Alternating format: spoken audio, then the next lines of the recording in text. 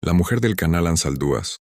Cuando era niño, mi abuela me decía que no debía andar cerca del canal Ansaldúas después de las 10 de la noche. Decía que no era por seguridad, sino por respeto, que esas aguas guardaban cosas que no se podían explicar, cosas que nadie debía ver. Nunca le hice mucho caso, hasta que me tocó. Esto pasó hace 4 años. Mi primo Pablo desapareció una madrugada. Su mamá decía que andaba con malas juntas, y que algo le había pasado por andar con gente equivocada. Pero hubo un detalle que nadie pudo explicar. Su carro apareció, abandonado a unos metros del canal, cerrado con seguro, pero todo embarrado por dentro, como si lo hubieran metido al agua y sacado sin romper nada. A la semana siguiente me llamó un amigo, me dijo que fuera al canal, que un pescador había encontrado algo. Cuando llegué, no era el cuerpo, era algo peor.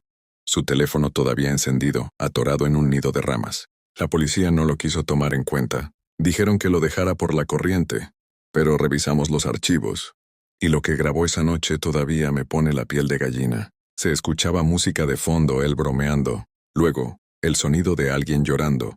Una mujer. Y no era un llanto normal, era uno largo, ahogado, como si estuviera atrapada bajo el agua. Él la empieza a buscar, y en el video se ve como la linterna alumbra el canal, y por un segundo, solo uno, algo sale del agua. Una cara blanca con el cabello pegado al rostro, los ojos abiertos de más, y una sonrisa que no era humana. Él grita, corre. Se escucha cómo tropieza, y el último segundo es solo un susurro. No te metas. Nunca encontraron su cuerpo, lo declararon desaparecido. Desde entonces cada tanto alguien más dice haberla visto. Una mujer vestida de negro, que camina por el borde del canal, siempre en silencio, siempre sola. Pero si alguien se acerca, se tira al agua, como si quisiera que la rescaten, y si alguien se lanza por ella, no sale. Dicen que es una bruja que murió ahogada hace décadas, que la tiraron ahí los mismos que la acusaron de hacer pactos, que todavía llora por venganza, que no quiere ayuda, quiere compañía. A mí me quedó claro hace una semana. Un joven del barrio se ahogó en el mismo tramo, a la misma hora. La policía otra vez dijo accidente, pero yo fui al velorio. Me acerqué a su mamá y le pregunté si él había dicho algo raro antes de irse esa noche. Ella se secó las lágrimas y me dijo, solo que lo llamaron, que escuchó a alguien llorando en el canal. El cerro de los ojos. Esto pasó cuando tenía 15 años. Mi familia es de un ejido cerca de San Fernando, Tamaulipas, un lugar donde todavía se cuentan cosas que no están en Internet, donde la gente respeta ciertas reglas no escritas, especialmente en temporada de calor, cuando los animales se comportan raro y las noches se sienten más vivas. La historia empieza con mi tío Domingo. Él era ranchero, duro, de esos que no le tenían miedo a nada, pero una noche llegó a la casa pálido, temblando. Dijo que mientras pastoreaba a su ganado cerca del cerro, vio algo que lo dejó mudo. Primero, un perro enorme con ojos rojos lo miró desde la cima, pero lo que lo aterrorizó fue que el animal no parpadeaba, solo lo observaba. Y cuando intentó espantarlo, el animal habló. No es tuyo lo que pisas. Desde ese día mi tío enfermó. Decía que no podía dormir porque cada vez que cerraba los ojos, veía al perro pero más cerca, que ya no ladraba, que susurraba. Días después lo encontramos en el corral con marcas de garras en el pecho y tierra en la boca. El médico dijo que fue un infarto, pero todos en la familia sabíamos que eso no era normal. Mi abuela, que ya tenía sus años, fue la única que habló claro. No fue un perro, fue un nahual. Y lo advertí, no vayan al cerro de noche. Ella decía que ese cerro era paso de brujas, y que los nahuales lo cuidaban, que ahí hacían cosas, pactos, que si uno los molestaba, te ponían la mirada encima, y cuando un nahual te mira, tarde o temprano te encuentra. A las semanas comenzaron a pasar cosas raras. El ganado amanecía degollado, pero sin sangre. Gatos sin ojos aparecían en la puerta. Y una noche, juro por lo que más amo, vi una figura enorme, mitad humana, mitad bestia, cruzar frente a la casa. Sus patas dejaban marcas quemadas en la tierra. Esa fue la noche que mi abuela decidió hacer algo. Preparó algo con ceniza, copal y oraciones que no se dicen en voz alta. Nos hizo quedarnos dentro mientras ella iba al cerro sola. Volvió al amanecer. No dijo palabras, solo se encerró a rezar. Desde entonces nadie volvió a hablar del tema, pero yo no olvidé lo que vi. Y tampoco olvidé lo que escuché la última noche antes de que todo se calmara. Estaba acostado. No podía dormir. Y justo a las 3:33 de la madrugada, escuché una voz junto a mi ventana. Uno vio, y el que ve también será visto.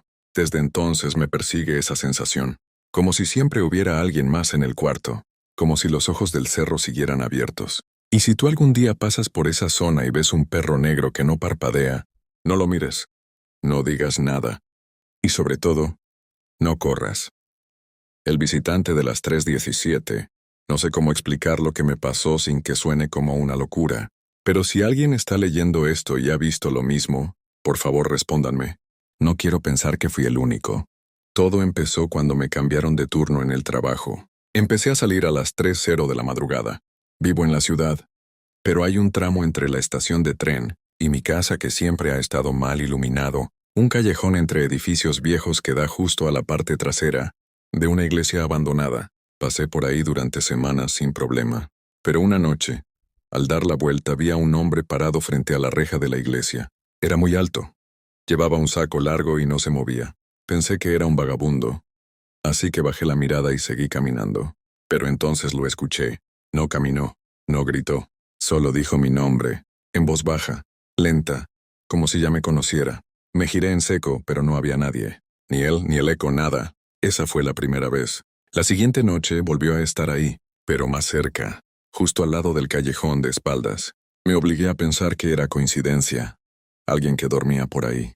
Pero a las 3:17 exactas, escuché la voz otra vez. No gritaba. Solo decía, todavía no. Al tercer día ya tenía miedo. Cambié de ruta. Di la vuelta completa por calles más largas, aunque tardara más. Pero fue peor. Porque en el reflejo de una vitrina cerrada, a las 3:17, lo vi parado detrás de mí, alto, con el rostro borroso, como tapado por una sombra imposible. No me giré. Corrí. Llegué a casa con las piernas temblando. Esa noche no dormí, pero lo escuché. Afuera, parado bajo el farol que hay frente a mi ventana, dijo, uno más. Grabé todo lo que pude. A las 3:17, todos los relojes de mi casa se apagaron y reiniciaron. Y mi teléfono no grabó nada.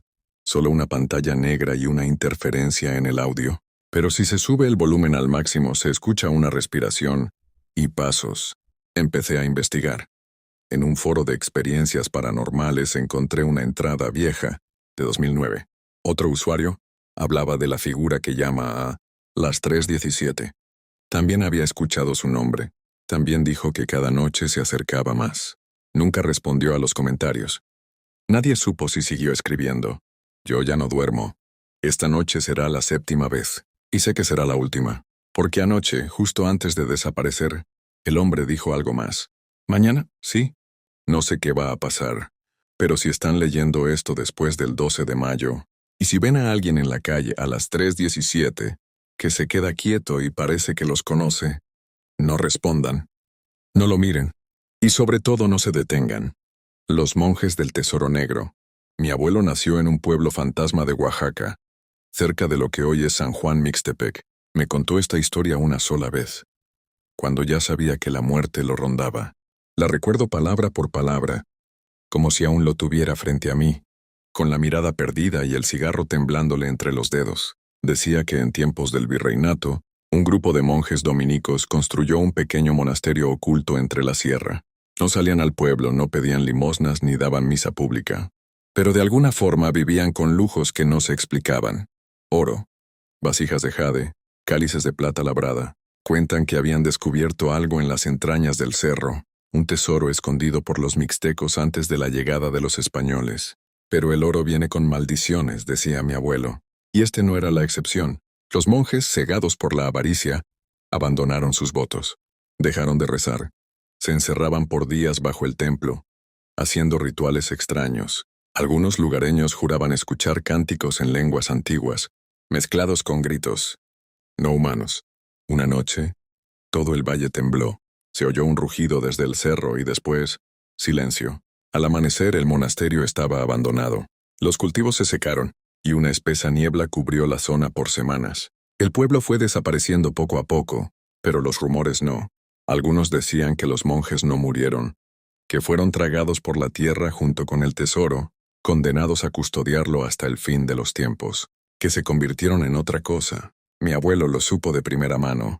En su juventud, junto con 3 amigos, fueron a buscar el tesoro. Tenían mapas antiguos, brújulas y la bendición de la ignorancia.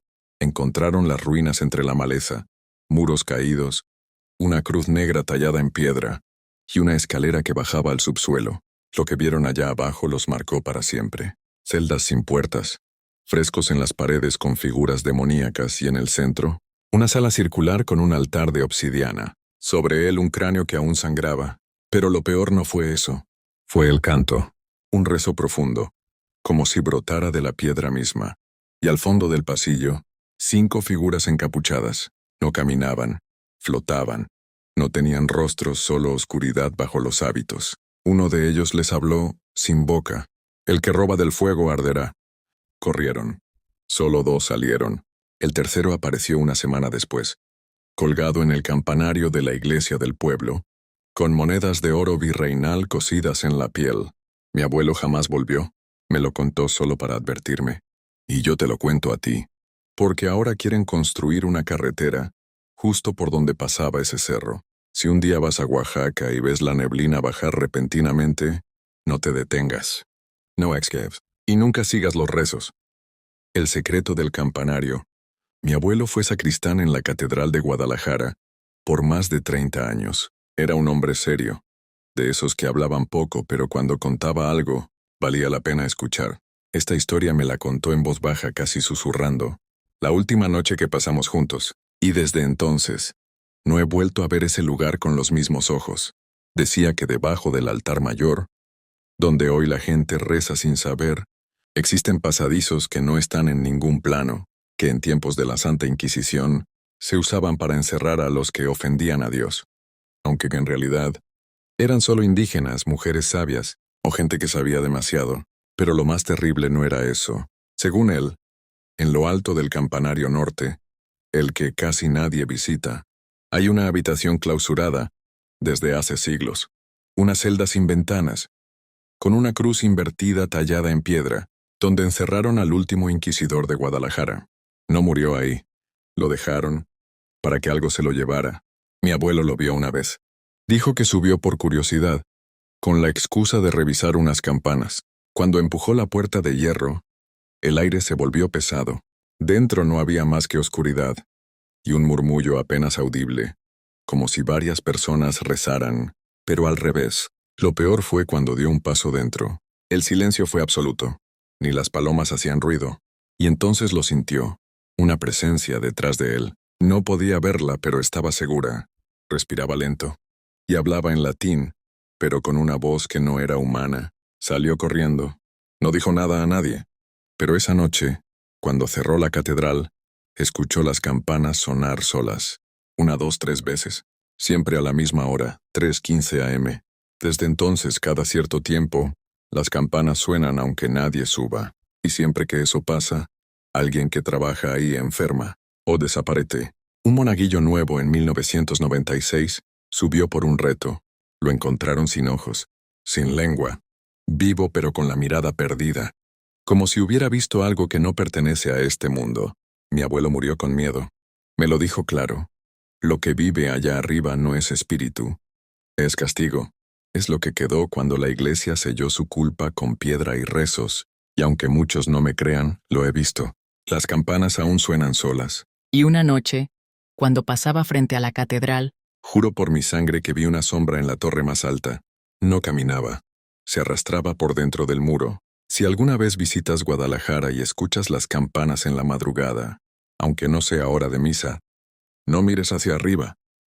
El último tramo de la 97. Los que han viajado de noche por la carretera federal 97, entre San Fernando y Reynosa, sabrán que hay un tramo diferente. Es un pedazo de asfalto que se siente más largo de lo que debería, donde la neblina baja aunque no haya frío, donde el silencio pesa como plomo. Los traileros lo llaman el último tramo, y hay quienes aseguran que, si lo cruzas después de las 2 de la mañana, no llegas igual al otro lado. Mi papá fue trailero toda su vida. En paz descanse, siempre me decía, Si vas solo no pares, no hables. Y si ves algo que no cuadra, tú sigue derecho. No es contigo. Yo no entendía por qué lo decía tan serio, hasta que me pasó. En 2022 me tocó llevar un envío nocturno. Pasaban de las 2 cuando entré al último tramo. De inmediato lo sentí. El motor empezó a sonar distinto.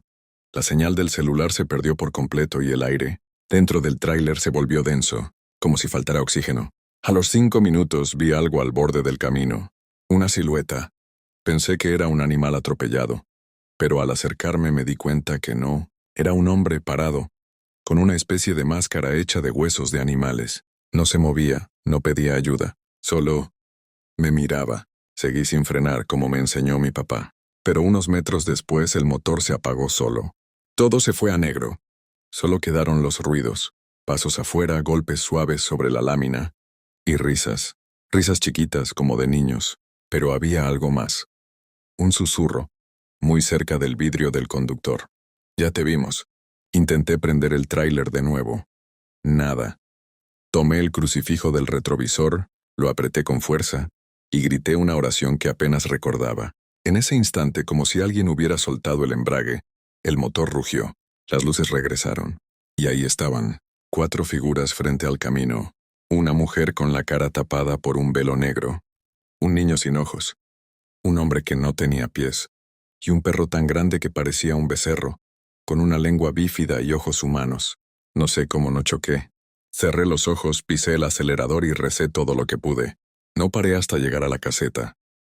Los del retén me miraron pálidos. Uno me dijo, ¿usted venía solo? Sí, ¿por? Es que hay huellas pequeñas de pies descalzos por todo el techo de su tráiler. Ese tramo no se ha arreglado desde hace años. Nadie se atreve a trabajar ahí. Dicen que la tierra está revuelta, que en los 70, un grupo de brujos fue enterrado ahí en secreto por un ejército clandestino, que desde entonces nadie pasa sin dejar algo atrás. Desde aquella noche ya no manejo de noche. Y si tú alguna vez pasas por ahí, no frenes, no hables, no mires. Y sobre todo, no viajes solo. El archivo del diablo. No me crean si no quieren. Pero yo vi cómo ese libro respiraba. Era estudiante de historia en la Ciudad de México. Y como parte de un convenio entre la universidad y una orden religiosa, me enviaron a catalogar documentos antiguos de un viejo colegio del centro, que alguna vez fue refugio de misioneros y sede de inquisidores. El archivo estaba bajo tierra, 3 pisos por debajo de la capilla principal. El aire ahí abajo sabía a mojo, a papel podrido. Todo estaba mal iluminado, húmedo y frío. Nadie bajaba excepto yo. Durante días no encontré nada más que cartas, registros de bautismo y notas de confesores. Pero un jueves, en una esquina del pasillo más oscuro, encontré un libro encadenado dentro de una caja de piedra. No tenía título, solo una cruz invertida grabada en el lomo, y una advertencia en latín tallada en la tapa. Quod scribitur hic, fit in carne. Lo que se escribe aquí se manifiesta en carne. Creí que era algún tipo de obra herética de la época colonial. Lo llevé a mi estación de trabajo sin decir nada. Esa noche, sin darme cuenta, me quedé dormido leyendo. Soñé que escribía con mi propia sangre, que una mano vieja me guiaba, que las paredes del archivo estaban cubiertas con carne viva, palpitante, y que el libro respiraba. Desperté empapado en sudor. El libro seguía abierto, pero las palabras ya no eran las mismas. Lo que antes eran oraciones sueltas en latín, ahora eran nombres, fechas, detalles. Mi nombre estaba ahí. La fecha en que mi padre murió. El nombre de una compañera que se había suicidado el semestre pasado. Todo en tinta fresca. Y luego lo oí.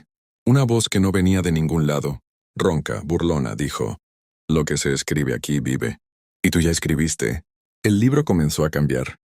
Las páginas se movían solas. Se abrieron en blanco y comenzaron a llenarse con mi letra. Aunque yo no escribía, mostraban cosas que no quería recordar. Mi madre gritándome. Un accidente que presencié de niño. Una figura que siempre vi en mis pesadillas parada en la esquina de mi cuarto. Y entonces, en la realidad comenzaron a pasar cosas. Un profesor murió. Encontraron su cuerpo con palabras talladas en la piel. Otro estudiante desapareció. Yo sabía lo que venía. Estaban en el libro. Y cada noche el sueño volvía. Pero ya no solo soñaba. Despertaba con la boca llena de sangre, con palabras escritas en mis brazos. Yo no era solo lector. Ya era parte del archivo. Lo intenté quemar, enterrarlo, tirarlo al drenaje. Siempre regresaba, hasta que decidí encerrarlo otra vez. Volví a la cripta, sellé la caja y la cubrí de cal viva. Pensé que había terminado. Pero anoche en mi casa, sin velas ni incienso ni libros viejos, escuché la voz otra vez. Ya escribiste. Y lo que se escribe aquí, no se borra. Hoy desperté con nuevas palabras en mi brazo, y el libro está en mi cama. La hacienda de los cuervos. No soy creyente, ni en santos ni en diablos, pero lo que vi en esa hacienda, lo que perdimos ahí, eso no se lo deseo ni al más perro de mis enemigos. Fue en Veracruz, en una zona caliente donde nadie se mete si no quiere problemas. El patrón compró una hacienda vieja para guardar armas y mercancía. Decía que ahí nadie buscaría nada, que estaba maldita y la gente del pueblo no se acercaba. Sonaba perfecto para ocultar cosas. La casa era enorme, de paredes agrietadas, techos altos y vitrales rotos. El aire ahí no se movía. Todo olía a humedad rancia y ceniza vieja. Pero lo que más llamaba la atención eran los cuervos. Decenas, siempre posados en los alambres, los árboles, las torres. Nunca graznaban. Solo miraban. Nos instalamos 5 hombres. En la primera noche uno desapareció. Salió a mear al patio y ya no volvió. Solo encontramos un charco de sangre, unas plumas negras y marcas en la tierra, como de garras. Pensamos que era algún animal, tal vez gente del monte, pero al amanecer, encontramos símbolos grabados con cuchillo en las paredes. Brujería, dijo uno. El patrón nos mandó callar. No sean cobardes, dijo. Aquí no hay más fantasmas que los que traemos encima. Pero cada noche la cosa empeoraba. El segundo en desaparecer fue hallado en la capilla, colgado con alambre de púas. No tenía ojos. En su pecho habían tallado un símbolo como espiral, rodeado de plumas negras. En la puerta alguien o algo escribió con sangre: «Devuélvanlo. Esto no es suyo». Fue ahí que el patrón nos contó la verdad. La hacienda fue abandonada en 1741. Los registros hablan de un linaje de mujeres que vivían ahí sin nombre alguno. Las llamaban brujas. Las quemaron vivas frente a la capilla, pero antes de morir una de ellas, la más vieja, gritó que su casa no olvidaría, que los cuervos serían ojos del otro lado, y que quien pisara su tierra sin permiso conocería el hambre de su Dios.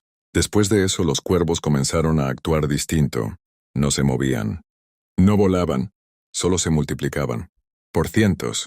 Los tejados se cubrían de ellos. El último que cayó fue el patrón. Lo encontramos de rodillas en el granero cubierto de plumas. Su piel estaba negra. En su boca habían metido un puñado de tierra, y su lengua estaba mordida, como si él mismo se la hubiera arrancado. Yo fui el único que salió de ahí. Caminé durante horas por entre la maleza, oyendo los graznidos detrás de mí, sintiendo pasos que no eran míos. No sé cómo llegué a la carretera. No volví, ni pienso hacerlo, pero a veces cuando duermo, sueño con esa hacienda, con los cuervos en el techo, con voces de mujeres que cantan entre los árboles, y cuando despierto, hay plumas negras en mi cama. Yo no creo en nada. Pero esa casa sí cree en mí. La maldición de las mujeres de mi sangre. Mi familia viene de un pueblo olvidado en Hidalgo. De esos donde las calles todavía huelen a tierra mojada y a leña vieja. Ahí nació mi abuela, su madre, y las mujeres antes que ella. Siempre fueron diferentes. Soñaban con cosas que luego pasaban. Curaban con hierbas que nadie conocía.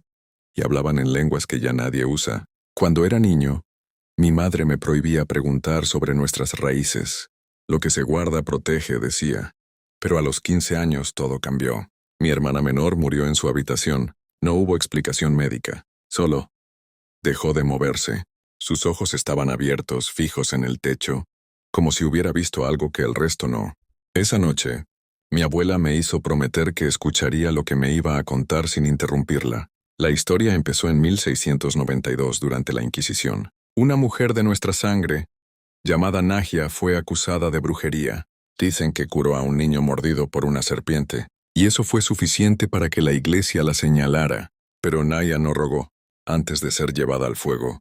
Maldijo a todos los que derramaran su sangre sin justicia. Mi linaje llevará la marca, pero no el castigo.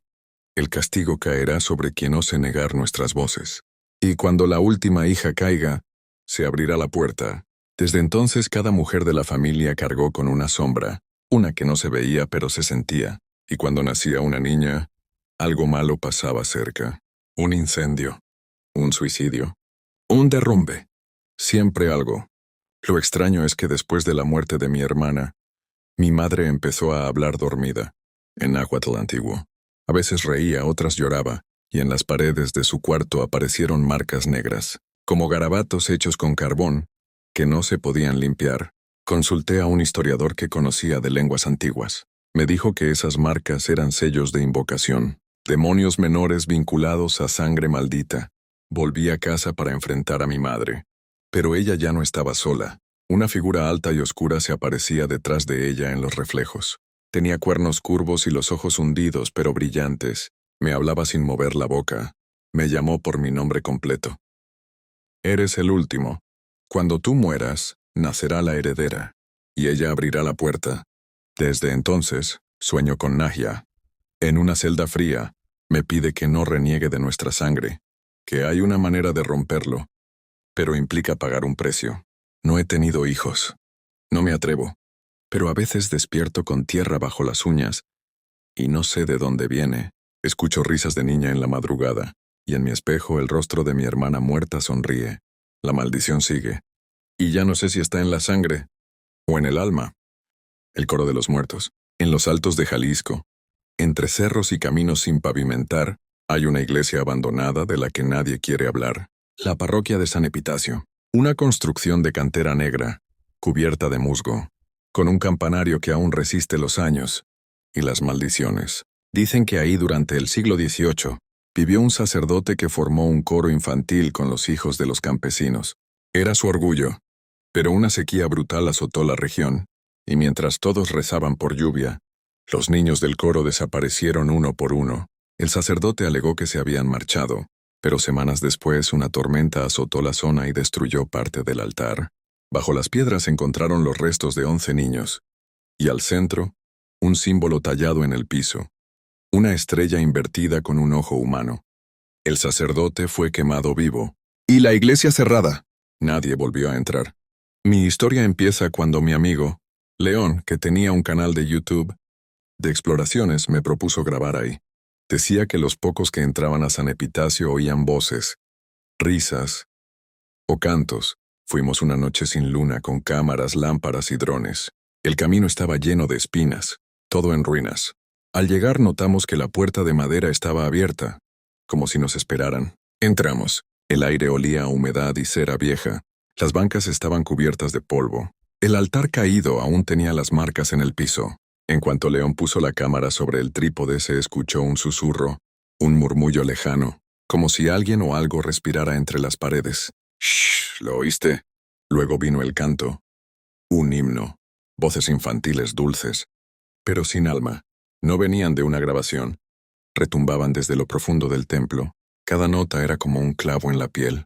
Y entonces los vimos. Niños pálidos, con túnicas de monaguillos desgarradas, aparecieron entre las bancas parados mirándonos. No se movían, solo cantaban. Sus bocas no se abrían, pero sus ojos, negros vacíos, no dejaban de observarnos. Corrimos, pero León tropezó, y antes de ayudarlo, vi cómo algo lo arrastraba por el piso, dejando un surco hacia una grieta bajo el altar. Él gritaba, lloraba, y los niños solo cantaban.